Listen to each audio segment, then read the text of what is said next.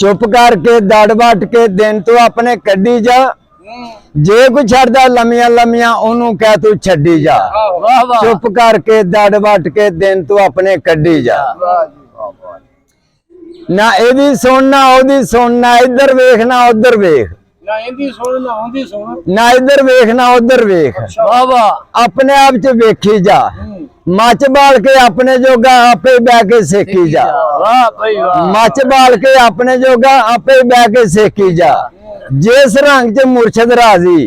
जिस रंग च मुर्शद राजी उस रंग च तन मन रंगी जा चुप करके दड़ वट के दिन तू अपने कड्डी जा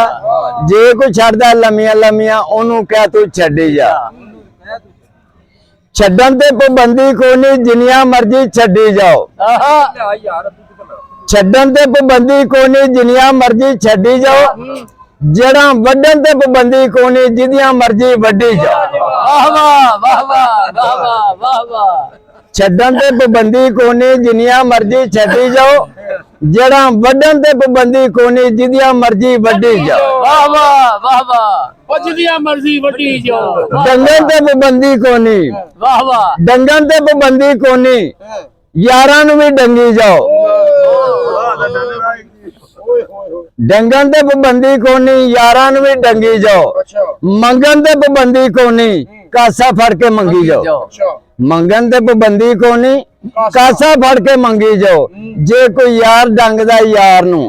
जे कोई यार डंगदा यार नूं ते ओनू कह तू डंगी जा चुप करके दड़ वट के दिन तू अपने कड्डी जा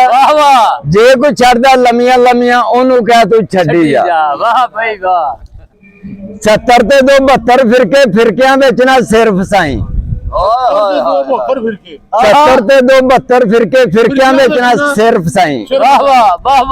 दीन सलाम दा सीधा रास्ता वेखी किधरे वाल ना खाई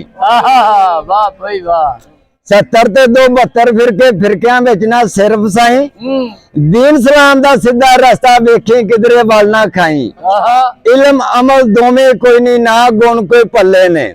इल्म अमल दोवें कोई नहीं ना गुण कोई पल्ले ने जिन्ना रावां उत्ते टुर पे आ पैंडे बड़े कड़ले ने जिन्ना रावां उत्ते टुर पे आ पैंडे बड़े कड़ले ने मौला अली दा मार के नारा मौला अली दा मार के नारा मुश्किलां चों नंगी जा चुप करके दड़ वट के दिन तू अपने कड्डी जा जे कोई छड़दा लमिया लमिया ओनू कह तू छड्डी जा चुप करके दड़ वट के दिन तू अपने कड्डी जा। वाह भाई वाह।